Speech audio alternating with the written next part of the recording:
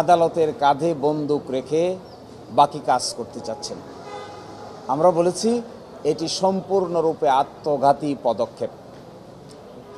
এখান থেকে যদি সরে না আসেন তাহলে জুলাই সনদ, জুলাই মাস সার্চ কিংবা পরবর্তীতে জুলাই সনদ বাস্তবায়ন আদেশ এগুলো যদি প্রশ্নবিদ্ধ হয় তাহলে গণভোট প্রশ্নবিদ্ধ হয়, নির্বাচন প্রশ্নবিদ্ধ হয় এবং একই সাথে আগামীর পার্লামেন্টও প্রশ্নবিদ্ধ হয়।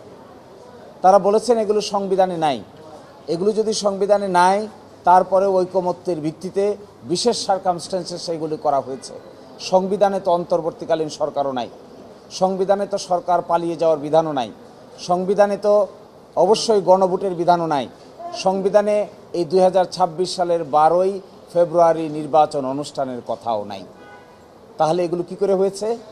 এগুলো সবগুলো হয়েছে একটা এক্সট্রাঅর্ডিনারি সিচুয়েশনকে মোকাবেলা করতে গিয়ে আইনগতভাবে সলা পরামর্শ করে এক একটা পদক্ষেপ নেওয়া হয়েছে। বাংলাদেশের সংবিধানে তো এই কথা লেখা নাই যে সরকার পালিয়ে বিদেশ চলে যাবে। বাংলাদেশের সংবিধানে তো এই কথাও লেখা নাই যে মাননীয় প্রধান বিচারপতি সহ সুপ্রিম কোর্টের বিচারপতিরা পদত্যাগ করবেন।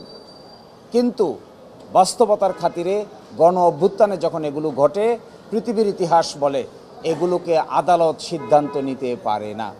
জনগণই হলো গণ অভ্যুত্থানের সবচাইতে বড় বিচারক।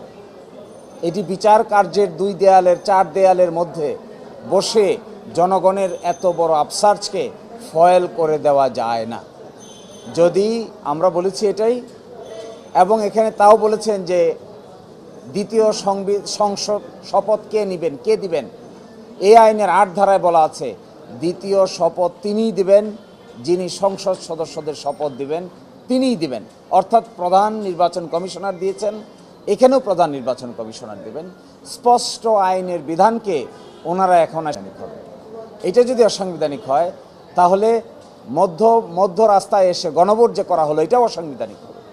গণভোটকে মানছেন না, নির্বাচনকে মানছেন, তাহলে কি দাঁড়ালো?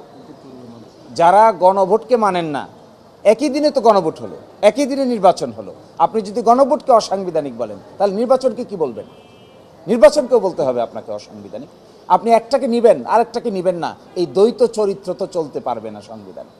সাংবিধানিকতার দোহাই যদি দিতেই হয় তাহলে ভালো করে দেন। বিগত 16 মাসে 18 মাসে যা কিছু হয়েছে সব কিছু আন্ডান করে দেন। তা যদি করেন তা যদি করতে চান করেন, একটা গণ অভ্যুত্থানকে যদি ফয়েল করতে চান করেন, একটা বিপ্লবকে যদি নষ্ট করতে চান করেন, কিন্তু তা না করে আপনি নিজের পছন্দ মতো গণভোটের রায় বিরুদ্ধে গেছে তাই এটা মানি না, আর নির্বাচনের রায় পক্ষে গেছে তাই এটা মানি। এটা হবে এই গণ অভ্যুত্থানে যারা জীবন দিয়েছে, শহীদ হয়েছে, পঙ্গু হয়েছে তাদের প্রতি একটা উপহাস। এই উপহাস কোনো রাজনৈতিক দল, কোনো ব্যক্তি, কোনো কোর্ট, কোনো আদালত কারো পক্ষেই করা উচিত নয়। জনগণের ইচ্ছা প্রকাশিত হয়েছে 5 তারিখে, 6 তারিখে, 7 তারিখে, 8 তারিখে না সরকার হয়েছে। তার আগে তো সরকার ছিল না, এ দেশকে পরিচালনা করেছে। এই বাস্তবতাকে ভুলে গিয়ে কিতাবি এলেম নিয়ে আদালতের ভিতরে গণভোটকে যদি বাতিল করার চেষ্টা করা হয় তাহলে আমরা বলবো তাই যদি চান তাহলে পুরাটা রিভিউ করেন। 12 তারিখে সংসদ বসছে, সংসদ ঠিক করবে কোনটা থাকবে কোনটা থাকবে না। সংসদ ঠিক করবে কোন অংশ 2/3 মেজরিটিতে পাশ করবে, কোনটা পাশ করবে না। আদালতের কাজ কি? আদালত ঠিক করবে? আদালত বলতে পারবে এটা যে জুলাই অভ্যুত্থান ঠিক না বেঠিক?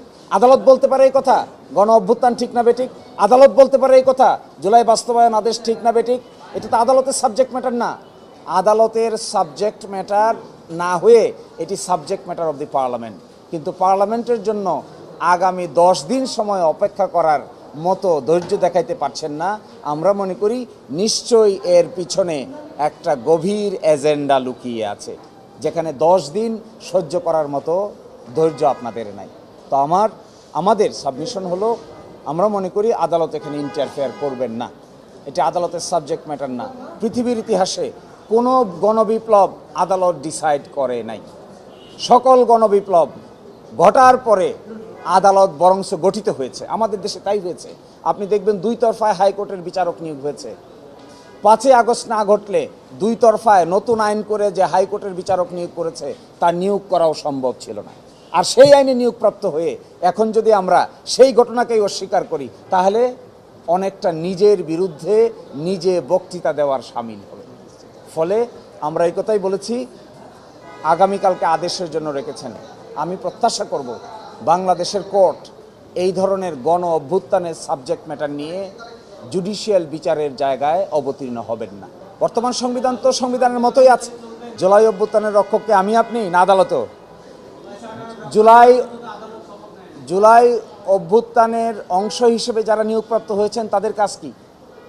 জুলাই অভ্যুত্থানের অংশ হিসেবে যে নির্বাচন হয়েছে তাদের কাজ কি?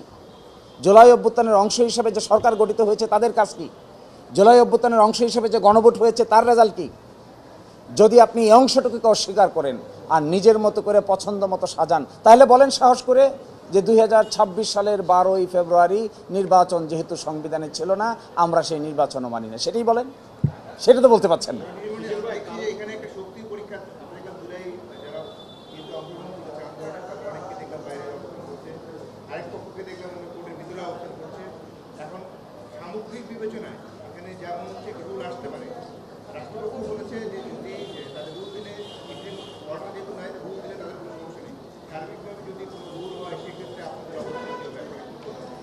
আদালত যদি রুল জারি করে তাহলে আমাদের কাজ হলো রুলের জবাব দেওয়া, এটা হলো আইনগত পদক্ষেপ। কিন্তু আমি মনে করি এটা আদালতের ডোমেইন না। আদালতের ডোমেইন কোনো গণ অভ্যুত্থানের আউটকামকে প্রশ্নবিদ্ধ করা আদালতের ডোমেইন হতে পারে না। আদালতের ডোমেইন হলো এই যে মাঝখানের অ্যাডিন্টেরিয়াম পিরিয়ডটা গিয়েছে, যেটি অন্তর্বর্তীকালীন সরকার কর্তৃক পরিচালিত, এই অংশটুকুতে যদি আদালত প্রোটেকশন না দেন, তাহলে বাংলাদেশে না দিলে আরও বেশি ভ্যাকুয়ামের তৈরি হবে, আর দিলেই বরংস সামনের দিকে অগ্রসর হওয়াটা সহজ হবে।